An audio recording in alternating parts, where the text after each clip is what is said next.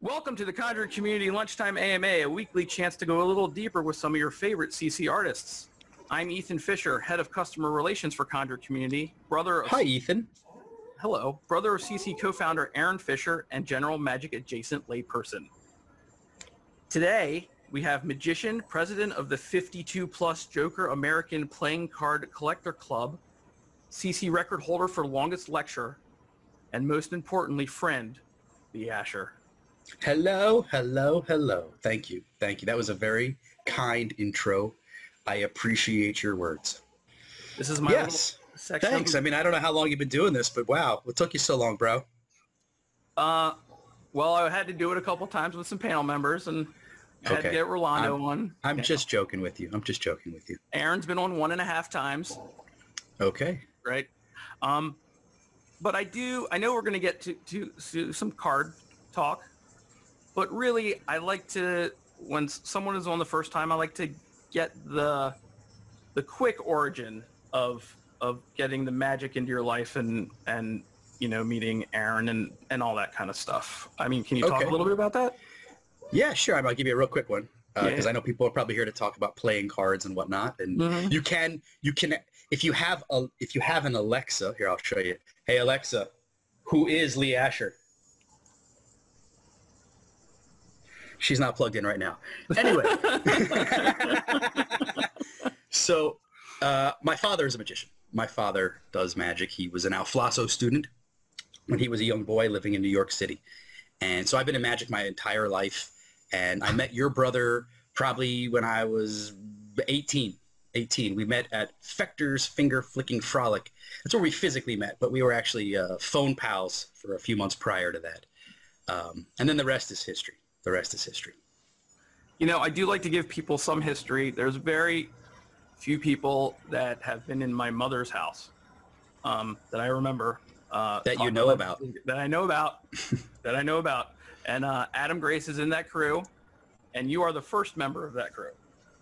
So, man, I know your family. I've known your family a long time.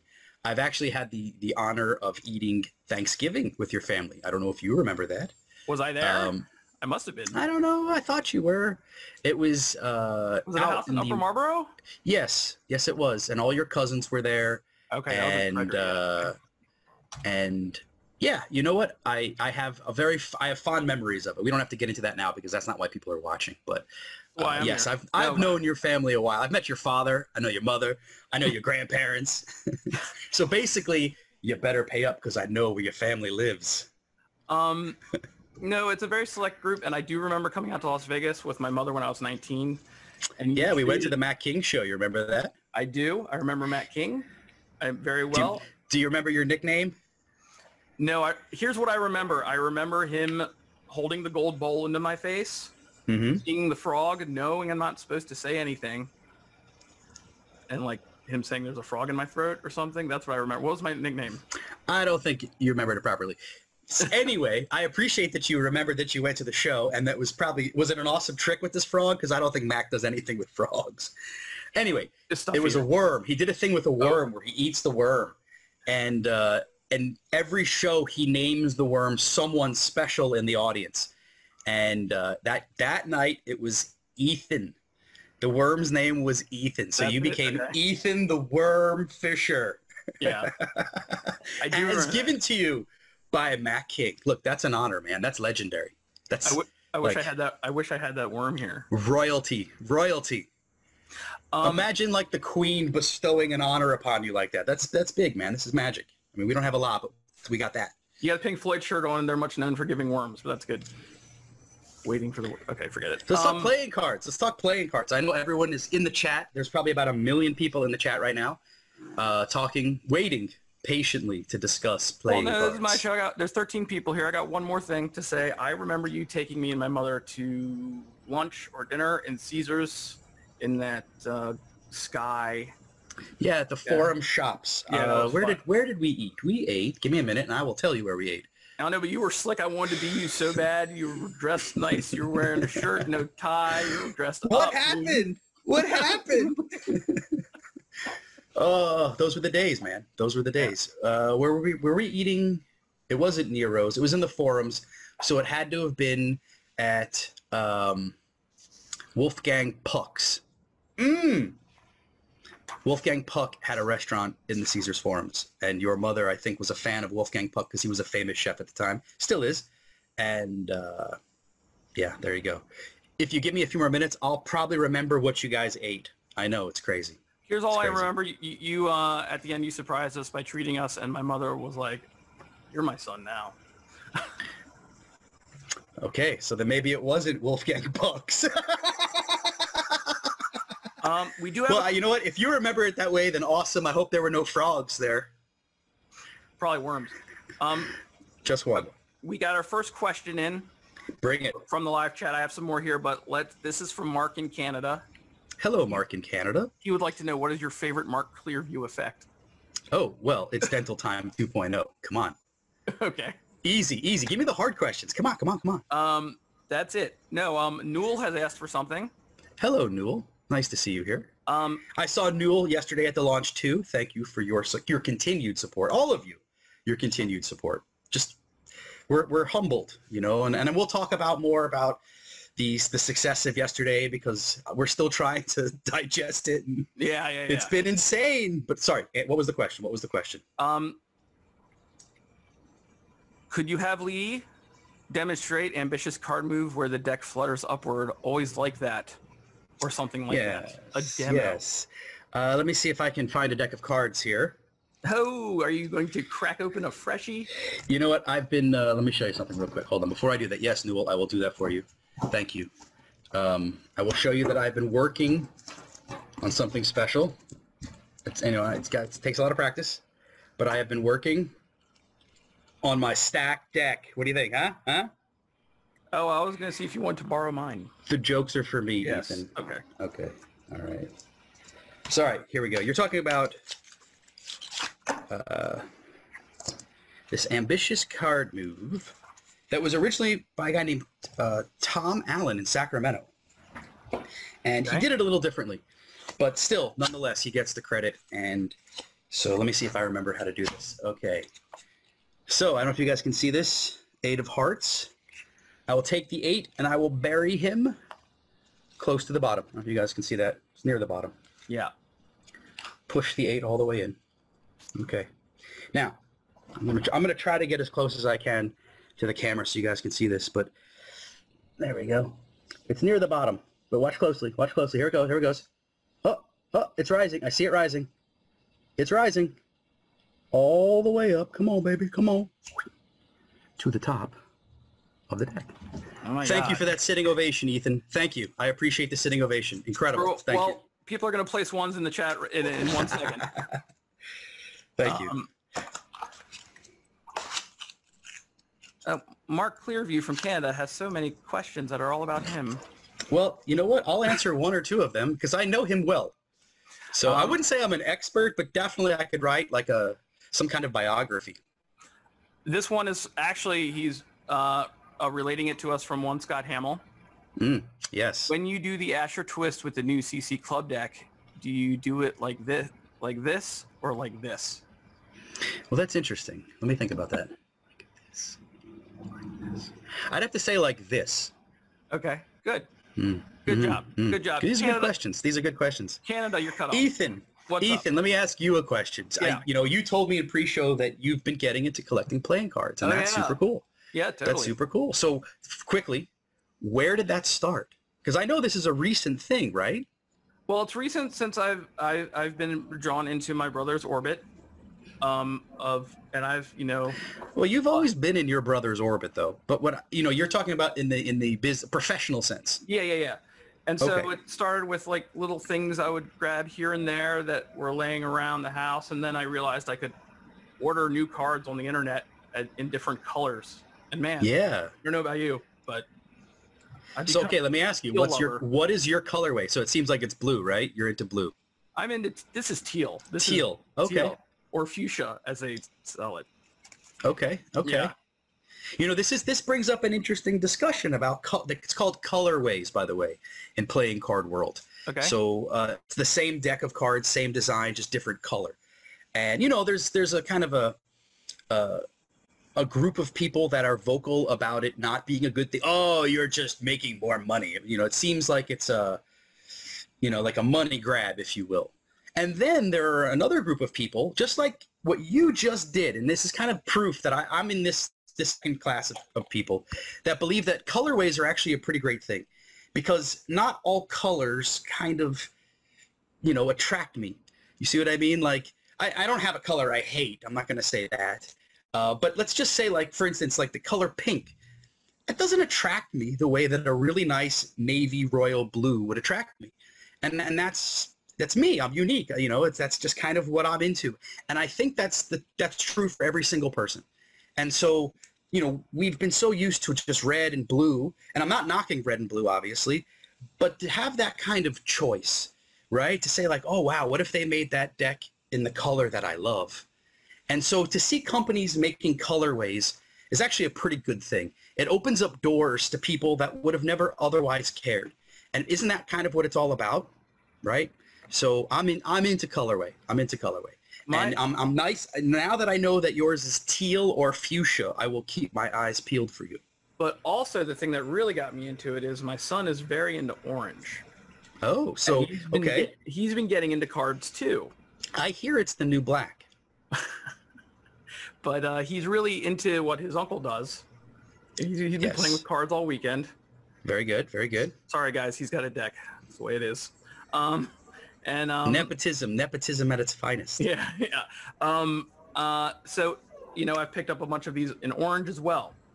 Cool. So very cool. I do have a question about a specific deck I found, because it has been in my possession, left over from my brother for a very long time. It's pretty beat up. It is that. Boom, the Guardians. Okay. Do me a favor. Just turn it. Let me see the bottom. Let me just see the bottom.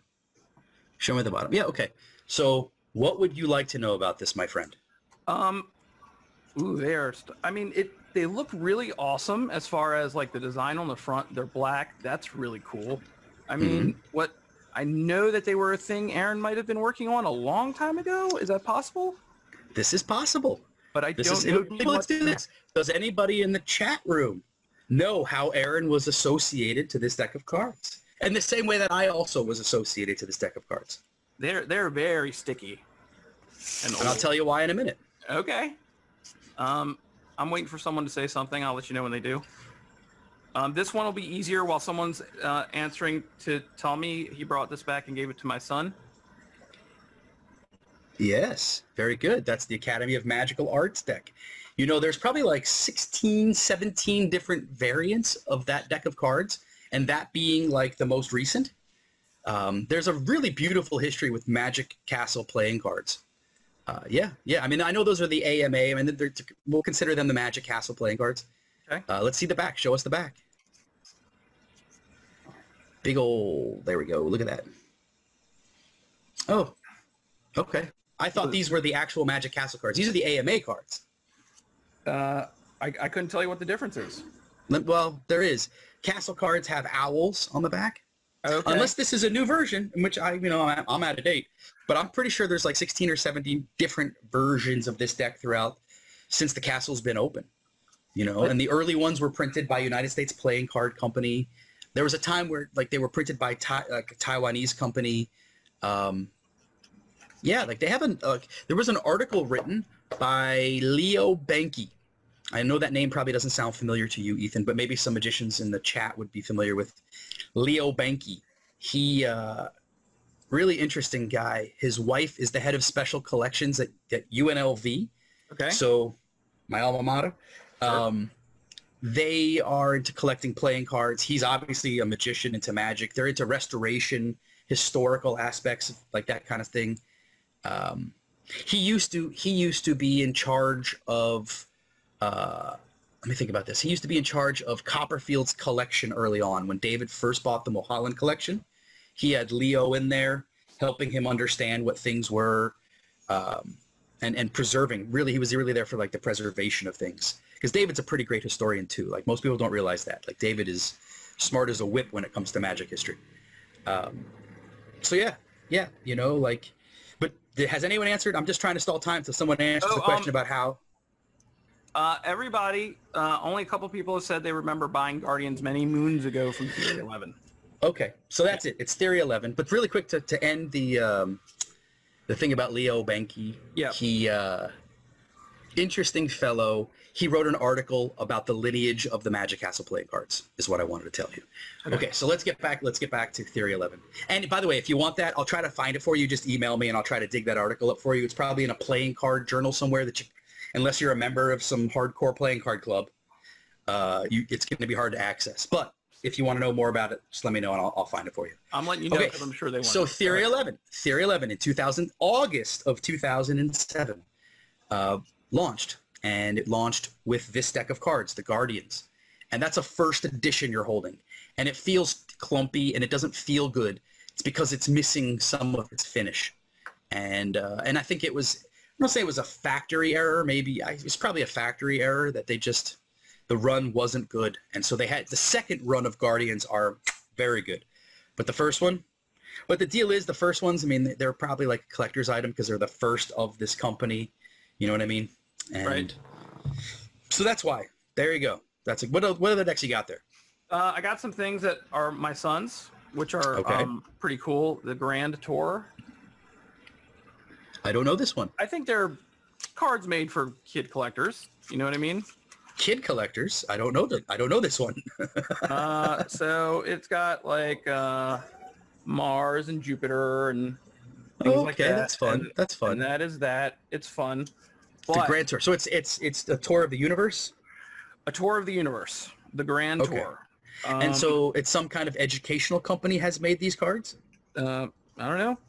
What does it say on the box, man? Well, come on, man. My mom got these for him. Hold on a second.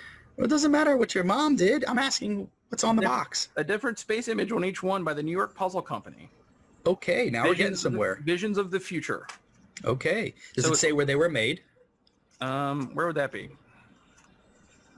New York Puzzle Company. Is that not New York? Well, that's where the company is, but where were they made? Do they have any information? Ah. Hey. Made in the USA. Okay. So that's interesting, right? This is an interesting kind of thing now. Like, okay, made in the USA, there aren't that many playing card producers. There are stationers, printers of sorts that can do like offset printing, small run playing cards. But it would be interesting to try to find out who made those. I mean, do they feel good? They do feel good. Can you manipulate them? I don't know if I'm the best person to ask that. Listen. Even though I'm not asking you, can you expertly manipulate them? I'm just asking, can you manipulate them? Hey, I did put a Pharaoh video up on CC the other day. Right. I mean, there you go. Yeah, it's not bad. They're easier than the Guardians, that's for sure. Okay, but we've already said the Guardians were an error. yeah. So you don't want to compare something to an error. Right. All right. What else you got? Well, I'm gonna skip these last two and get to. Why? Just no, man. All right. Well, they're bicycles. I got the Dragon deck. Oh, take it out of its box. Let's see it.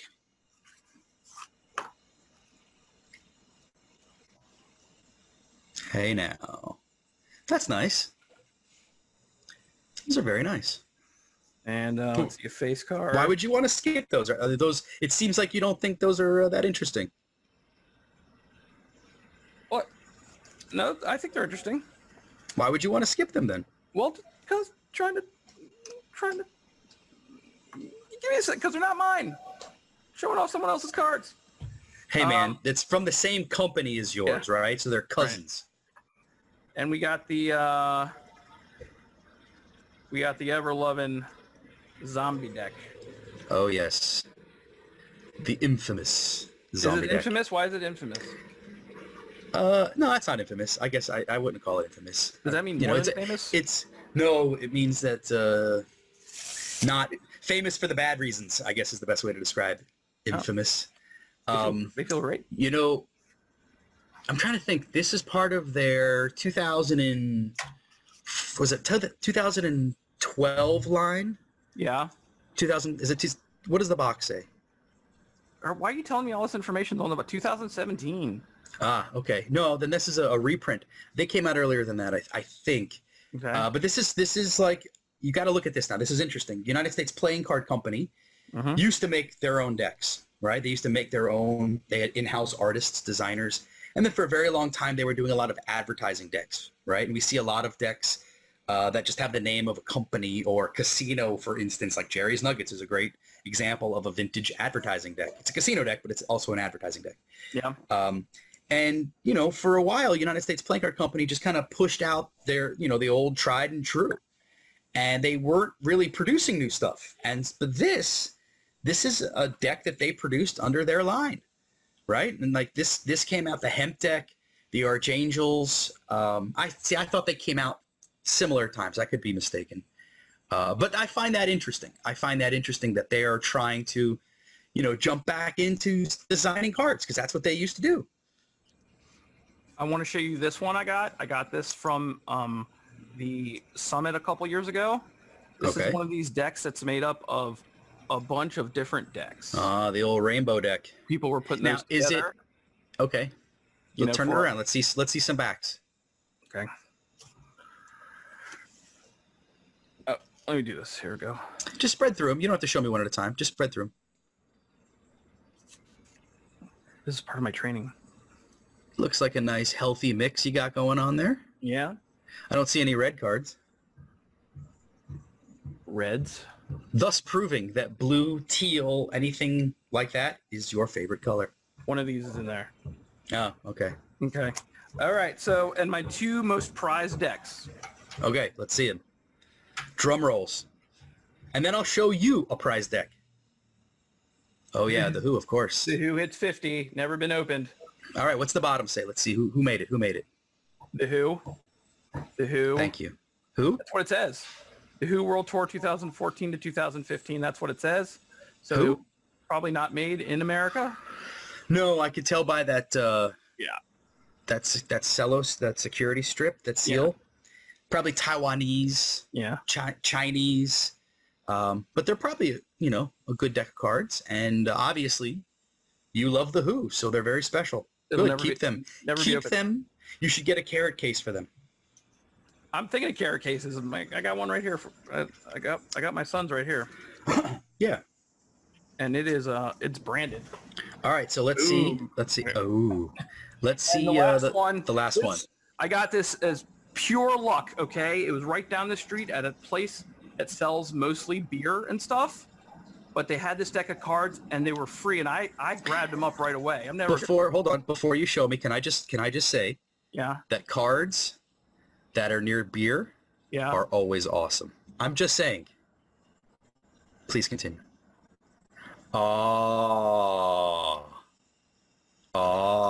Listen. The old number sevens. Now let me ask you a question. Are these the United States Playing Card Company made ones, or are these the Hoyle made ones from Cincinnati, or not, from where is it? From St. Paul, Minnesota. Manufactured by the United States Playing Card Company, Erlanger, Kentucky. Kentucky. Okay, so this is pretty recent, but I can give you some lineage on this now, and then I can show you one of the earliest Jack Daniel decks. Okay. Because these just happen to be among my favorites. Like favorites, man. Okay, we can get into the whole Jack Daniels history another time, but let's just talk the playing card end of it. So we'll go backwards, right? The ones you're holding are probably the most recent number sevens, right? Jack Daniel number sevens. They're made by United States Playing Card Company. In 1986, United States Playing Card Company acquired Hoyle, the brand Hoyle, which was owned by a larger company named Brown and Bigelow. And some of you might be familiar in the chat room with Brown and Bigelow. They used to make calendars and a lot of playing cards for a long time. And they had a spin-off brand called Standcraft. And Standcraft's finest decks were the Hoyle brand. And as magicians, we know Hoyles for, like, let's say, like the shellback decks and their linen finish, right? We always think they felt weird compared to United States Playing Card Company. But now there's all these choices. They don't feel weird. They're just different. So, okay. So here we go. So now that Hoyle was making them, right? And then before Hoyle, Standcraft was making a deck in about the 70s. I'd say in about 1974 is my guess. I'd have to look this up. But about 1974, they make a deck that is so beautiful. And it has like gold foiling, gold and silver foiling. The one I'm going to show you has silver foiling. But think about this, right? Because the hot new trend right now is to throw all this crazy foiling on it in the custom playing card world, not the Magic world, but the customized playing card world. All this hot foiling. But man, they were doing that in the 70s, right? And so getting all the way back to this Jack Daniels deck, they made it in an oversized, which means that, you know, like there's poker size, there's bridge size, but then there's bigger than poker size, and it's called oversize. And the deck looks like this. Wow. That's insane. Right? Are they bigger? Yeah, it's an oversize, Ethan. I just said that. Yes. Sorry. And I'm not yelling at you. Yeah, I'm joking with you. Yeah. It's oversized by a couple of millimeters. It's not crazy big. So obviously they still fit in my hand and they're incredible to practice with. But this is an original 1970s number 7, green with silver. Okay, so there it shows you. It's the Lem Motlow group. Lem Motlow, I think, was a cousin of Jack Daniels. Okay, so here it is. Here it is. It's a side tuck. That's cool. So the cards come out sideways. And again, 1970, 74, somewhere in there. 70, 74, somewhere in that region. I'll have to double check. It's really, really beautiful. They're sealed. Can't show you, but it mimics the artwork that would have been around during this period. Not so much the Joker, but like the faces of the cards. And you know, you can find these decks sealed just like this on eBay for pretty cheap, 10, 15 bucks. It's finding them, you know, with the full tuck in perfect condition that are tough. I am a fan of those. I have, you know, obviously a bunch, but I'm glad that you pulled out the old JD number 7s. We have a lot in common, my friend, because I too love the JD number 7s. I do want to intersperse. We want to go back to the cards, but people have submitted some questions earlier. Bring it. William Nagel, what is I saw William there yesterday too. Again, thank you for your continued support. So I'm sorry, what was the question? Oh, you there? Me? Yeah. I'm right here. Lost for a second. William Nagel wanted to know, what is the deck that started your affinity for playing cards and designs? Well, you know, that's a really good question. Obviously, it's Bicycle, it's the Rider Back, it's the Tally Hos, the Hoyles, the cards that I saw as a young boy, right? Again, my father's a magician, so these were the cards that magicians had and still have. But I'm gonna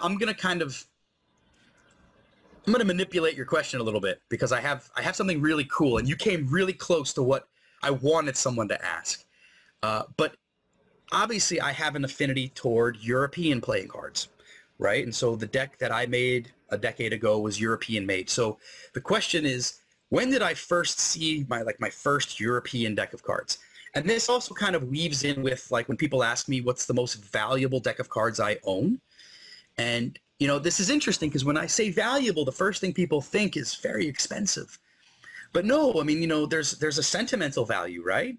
And so I'm going to show you. And it kind of kills the two birds with one stone. And so my first European deck of cards that I value more than most any other deck, if not the most in my entire collection, is this deck right here. And it was put out by the Klutz Book of Magic. Nice. Right? And they put out something called the Klutz Book of Card Tricks in 1989. I was 13 years old, right? I just bar mitzvah age. And here it is. It's this bridge-sized deck of Piatnik playing cards. And Piatnik is a company out of Austria, and they've been around a very, very long time. And they make super high-end playing cards. And so this was really cool, right? And so it came to me, like I say, in the way of a deck of cards with a book. And so I got to learn card tricks and play with this deck. And this deck, and it's old, it's worn, so I apologize. But you're going to see a couple of features that are really cool. And one of them is this.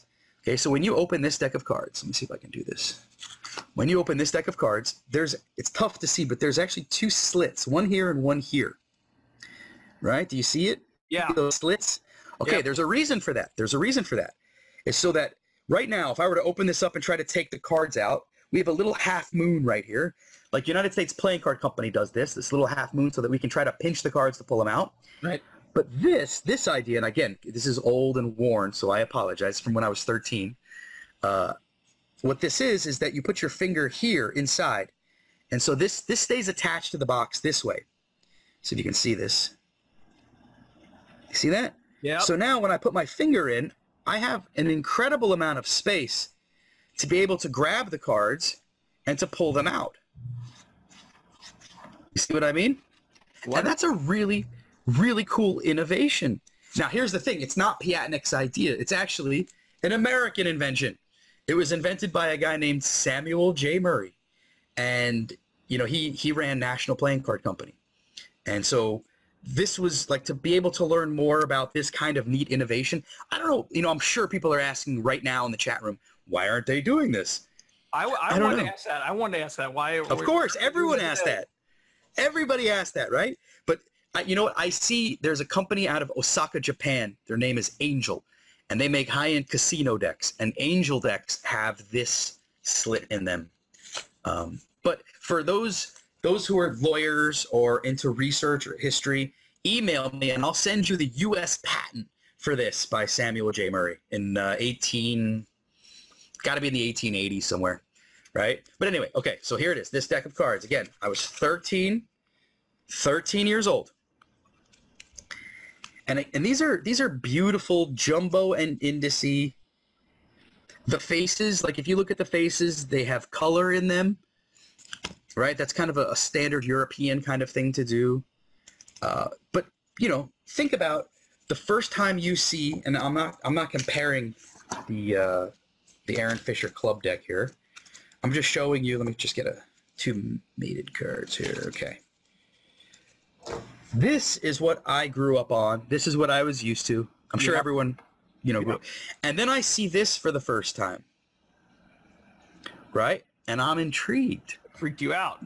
No, I'm not freaked out, right? It's not, like, listen, this isn't mind-blowing, but this is interesting. I want to know more, right? And that's all it is. It's just these little tiny breadcrumbs for me to follow to find more. And so, you know, like these were beautiful, beautiful deck of cards to play with as a kid. And still to this day, let me find that Ace of Spades for you. Where is it? There we go. Nothing spectacular, nothing fancy. It does say right here, made in Austria, right there at the bottom. My camera's not so clear for you. And so, okay, so one of the questions I'm sure that's being asked in the chat room, I'm not watching it, but I'm a mind reader. I don't know if you guys know that. Do they fan? Yeah, baby. And again, I'm 44. This deck was when I was 13 years old. And how much did you work with it at that age? Oh, man, come on. You know, like this was the deck, I beat this deck up. But this deck is so high quality. This deck is so high quality, so beautiful. Look, you can see it's all dirty. Yeah. Right? Like it's taken a beating. And so this is absolutely one of my favorite, if not my favorite deck of cards that I own. Nice. That you could probably go on eBay right now and buy the Klutz Book of Card Tricks deck. $10, $15, $20, whatever. But I wouldn't sell this for anything, right? This means the world to me. So, I'm sorry to poach your question and kind of maneuver it. No. That to answer your question, Bill. Like it's this deck right here. Got another. And I keep it also, like I say, in a carrot case. Nice. And it goes on my shelf. You know, when people come over and they look at all these cards and like, ooh, Jerry's Nuggets, ooh, Golden Nuggets, ooh, and I'm like, yeah, but Klutz Book of Card Tricks, man. Brian Peckham has one. Brian, that is a little bit. He was there yesterday for sure. Good. I apologize. I didn't see everybody, but if you say he was there, then awesome. And Brian, again, appreciate your continued support, man. Thank you. This is a straight up, where's your magic stuff question. 3 Stylen is out of stock. You taught it at the summit, but my notes and memory are crap. Are there any thoughts on a re-release? Yeah. I apologize. You know what? Man, I'm just being lazy. I apologize. I don't know if where I get them printed is open yet, and I haven't called. Like I had just run out of stock just before COVID hit, and my plan was to go do it, and I was, like I said, I was lazy, and I didn't go get them reprinted, and I need to. And that's all it takes is for me just to reprint it and get it to my fulfillment, and then we're back in stock, and I haven't, and I've neglected it. And so, Brian, I'm going to do that. I'm going to do that. I don't know if I can do that this week or this coming week, but I promise you it will happen in September. How about that? At least be going to the printers. I don't know about the mail part of it because, you know, mail's been crazy lately. Right. But I'll go to the printers because I have to. And I, you know, you're not the first, and you probably won't be the last to be yelling at me about it. So it's coming. My apologies. I'm sorry, but I will fix that. And I'm going to, you know what? Let me write that note down right now. While you're I have no good excuse. While you're writing it down, I will read you another question from George Madrid. Okay, yes. In the club deck campaign, yes, you were called the Godfather of Cardistry. Can you talk about your links to cardistry and how you earned this moniker? Yeah, you know, I appreciate the moniker, right? The Godfather. I don't have a daughter, but if I did, she might have a wedding day, and that's when all of you can ask favors, okay? I think that cardistry started a long time ago, long before I got, you know, there. We're talking like Charlier days, right? Maybe even a little before that. And so I'm part of the lineage. You can actually, it's fair to say that I'm one of the godfathers, if we're gonna, you know, use terms loosely. But yeah, you know, when I was a kid, I loved visual card magic, and I loved knacky style card magic. And one of the earliest things I remember learning was lapel spread, the hop spread. Let me see if I can rack that out for you right here. William Nagel, by the way, got a JD number 7s on eBay just now. Nice, yeah. Nice. So yeah, so like, you know, playing with the hop spread as a kid was fun, and learning how to control the pressures, and, you know, like if we go, do that again. Dance monkey. Okay. That's tough to see. My camera isn't in the right angle. I guess I could stand up, but then you guys would see that I'm not wearing pants. Hashtag COVID. So, you know, when I was a kid, I was into that kind of thing. I was into, you know, but when I was a kid, and when I say it, when I was a kid, many years ago when I was a kid, it was looked down upon, not like it is today. You know, so that's a major difference. You know, the card handling schools of yesteryear were more into the Vernon school of being natural. And, you know, I always said, and you can quote me here, I've always said, like, you know, yeah, Vernon, he could totally be natural, but I would like to be supernatural.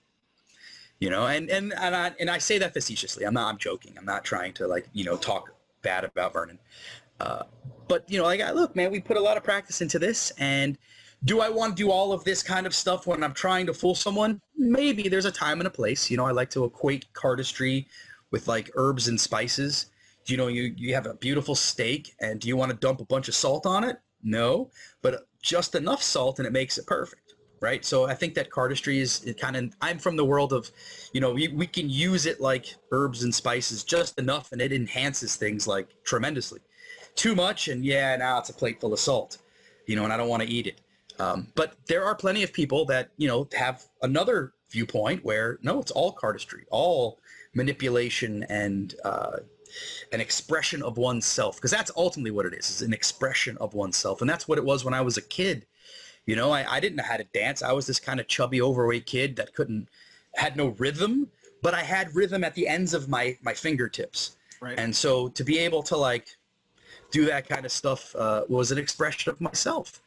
And there were people along the way that supported me. I mean, Aaron was a supporter, but, you know, you go back to the Paper Engine. For those of you who own Paper Engine, there's a wonderful essay about diamonds and pearls, you know, and that's a metaphor for being natural versus being supernatural. And no hints. And so, you know, and that specifically discusses me as someone who likes to do this very visual diamond, if you will, style magic. And at the time, Aaron was making a case for very refined, beautiful pearl style magic. And, you know, and so, again, people were supportive, but then again, there was an entire group of people that, not that they weren't supportive, that they just, you know, it makes you look like you're a show-off. It makes you look like your ego is, and again, you know, imagine telling someone who's dancing, yo, you look like a show-off. Hey, man, I'm just trying to express myself. Did people actually say you? Yeah. I mean, if you want, I'll tell you a very specific story. Because at the height of Aaron doing stuff like as I was a kid, no one ever said that.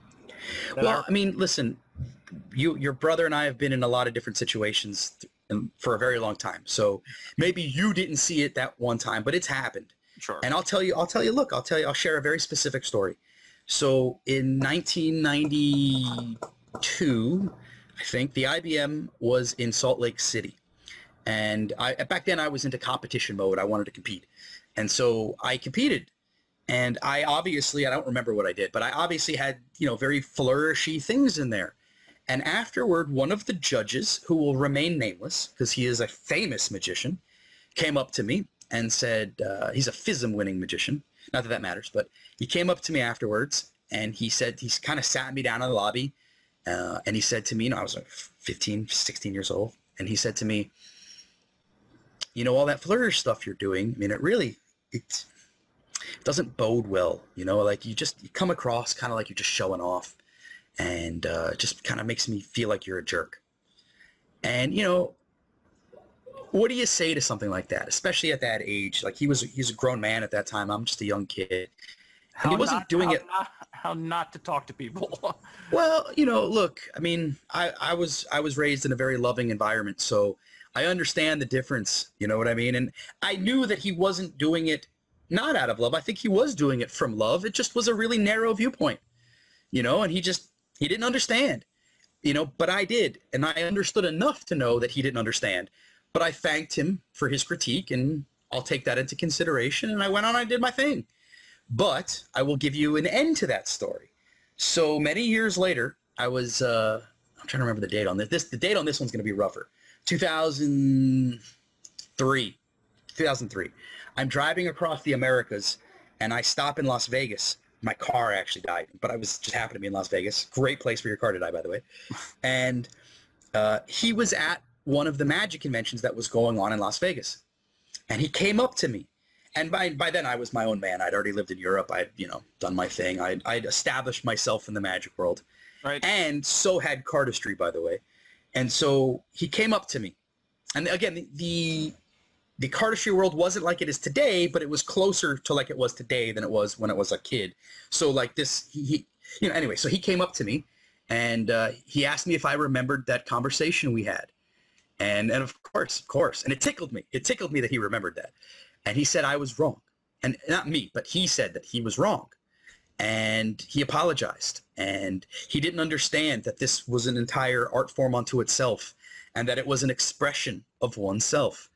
And like he got it. He finally got it, and that was fun. That was fun to be able to watch that entire thing go, from zero to hero. It's really nice. It's really nice to hear those kind of stories when people get it. Yeah. Yeah. So look, there wasn't a vocal group of people back then that were so like, oh, you better stop doing that or we're going to kill you. It wasn't like that.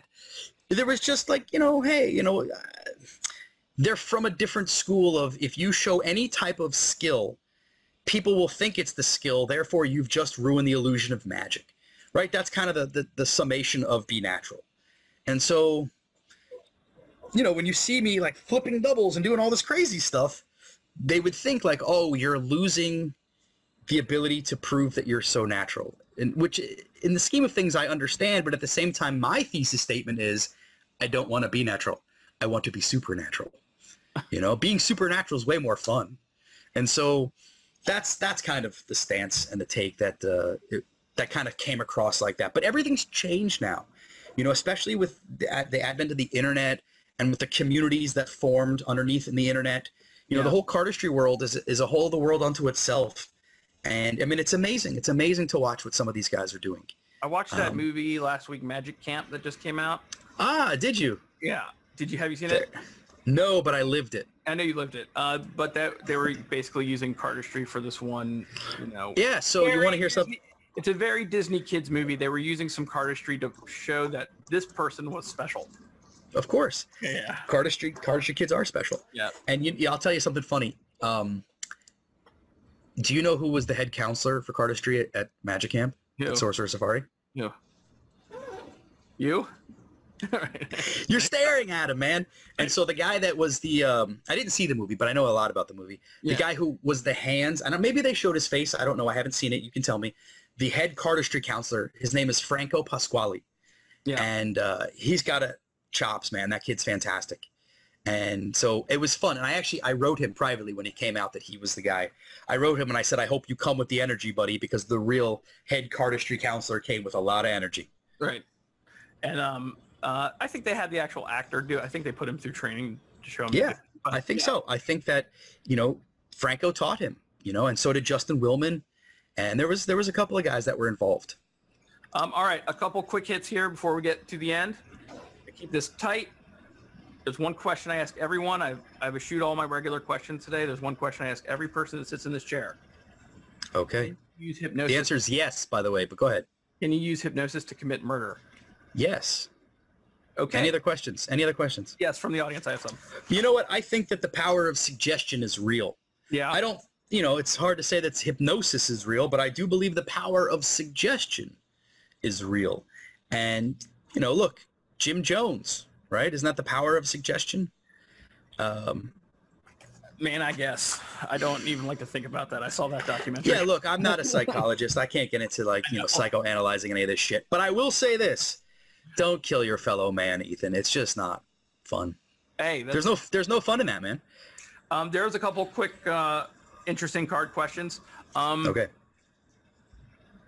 Well, one from George Madrid, last one. COVID-19 has changed the way magicians work, moving much of our performance online. Can you talk about various approaches to the virtual shows that you've seen and what works? Awesome question. You're the first to ask. Yes. So, hey, George, I don't know, or anyone else, I don't know if you follow me on LinkedIn, but one of the things I decided to do, like I kicked up my LinkedIn game about a year ago, and then it kind of fell by the wayside for a bit. But then when COVID came, I really decided I need to get back to it. And one of the things that I decided to do was follow how the magic/performance industry, as well as playing cards, but that's another story, but how the magic/performance industry is handling the situation. And every day, Monday through Friday, without fail, I will find something that is relevant to the situation. For the most part. I also interject with playing card stuff and whatnot, but for the most part, if you go check every day, you're going to see. And it's been really, really cool to watch what's been going down. And so here's a few examples. Some of the early examples were a guy figured out a way. He decided, look, everyone's going Zoom, right? But he decided to go the other way and book shows at the threshold of people's doors at their house.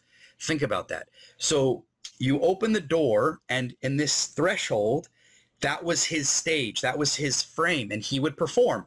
And all of his props would be off, outside of the frame of the threshold. You would watch from a distance in your house, so it was very social distanced. And he did shows like that. I don't know how successful he was, but he was picked up by one of the newspapers in Illinois. I think one of the Chicago papers picked him up because I think he's from Chicago or that areas. Let's see here. Kostya Kimlat, in my opinion, has been doing some really, really clever stuff, if not the most clever stuff. He and Luis D'Amatos are both doing very smart things. Let me tell you about Luis first, and then I'll tell you about Kostya. So Luis was the first to figure out that you revamp all of these drive-in theaters. He's from Portugal, and so I guess there was one near him, and he has a huge studio, and so maybe he set one up himself, but he created like a drive-in magic show where people drive in with their car. You watch the show seated from your car, which is akin to what's happening at I guess one of the parks in one of the Disney parks maybe, or someone's doing a thing where you have to sit on a boat and watch shows from a boat, which was interesting. Kostya Kimlat, let me tell you about Kostya. Man, Kostya, super, super, super smart. So Kostya he distilled it down to the basics, right? He just decided, okay, I'm going to do Zoom shows. I got no choice. I'm going to do Zoom shows. But where do I fit in? Where does a Zoom magic show fit in someone's day? Think about this for a second, right? Think about this, Ethan. Are you going to a Zoom magic show at 9 in the morning? No. Right. So obviously it doesn't fit in there. It fits in elsewhere. And then when you really start to distill it down, it kind of fits in the exact same place that it always fit in. Magic kind of always fit in near dinner time. Yeah. Right? And so here's where Kostya got brilliant. Kostya lives in Orlando, by the way. And so Kostya contacted a restaurant in Orlando that also had a restaurant in Tampa. And what he did was he said, hey, I have a show. You have a dinner. My show does not cut into your dinner. your dinner does not cut into my show. As a matter of fact, when we put our stuff together, we have a dinner show. So why don't I deliver the show, you deliver the dinner? And that's exactly what happened. And again, they could do this in Orlando and Tampa at the exact same time. And so he basically filled the Zoom room with people who are eating dinner and want to see a show. And that opens up a lot of doors. And I hope people in the chat now are thinking about that one for a second, because that's muy bueno, as they say. Like, that's a very smart idea, because now you can do this concept with any restaurant in your time zone. It doesn't even have to be in your time zone, right? But think about that. Like, you're not localized anymore. Your dinner and your show just doesn't have to be with where you live. You can contact, if you live in Florida, you can contact a restaurant in New York and pitch the idea and make it work. And they have a mailing list and you have a mailing list, and you bring them all together, and that's good business all the way around. So I love that concept. Like, to me, that's been the smartest thing I've seen so far. Another really clever idea has been all these hotels that have atriums, right? Think about this. So all the rooms look onto an atrium, or one side of a hotel looks down into a parking lot. You can do it that way, or into a courtyard of sort. And so people rent the rooms, and all the magic or the concerts or whatever performance art's happening in the courtyard down. So people have like this old Victorian style view. You'd look down onto the act, and you'd rent the room for the night. It'd kind of be a whole night experience. And I love that. I love these ideas. I love these concepts. Like, it's forcing us to think in ways we would have never thought otherwise, So great question. Thank you for asking. It reminds me of Passover this year. We did a Zoom Passover, and Aaron did love cards before it, and it went great. Yeah, sadly, my mother attended a Zoom funeral last month, and then she even did a Zoom Shiva. She said the food was terrible, but, I mean, that's to be expected. And you're looking in the mirror all the time. Okay, so we're going to run a little long, but that's fine, because we haven't done the one thing before the contest we want to do, which is talk about this club deck that, this amazing Kickstarter. Yeah. I assume everyone in the chat room, if everyone's still there, is a backer. 17 people. Yeah, I think they all are. 17. My assumption is all 17 have backed, because this couldn't have happened without the community, the CC community. Like, come on, like, this isn't Instagram. This isn't Facebook. This is Conjuror Community, and it's obvious. Especially I know, because I have a nice bird's eye view. But even those who aren't even watching are like, wow, I had no idea there was such support for this, for this community. And the answer is, yeah, it's obvious.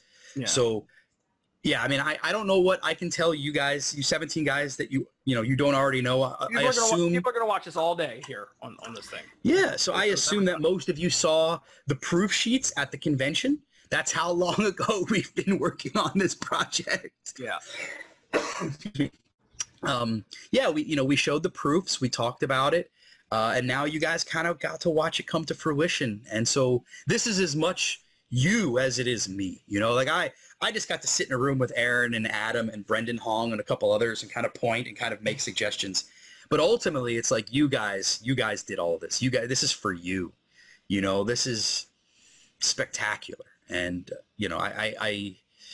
I'm beside myself. I'm almost speechless. And 988 backers, like, outrageous. And what time is it? It's 2:00 p.m. Eastern Standard Time, which means you still got another hour before we even hit the 24-hour mark, right? Like, that's super impressive.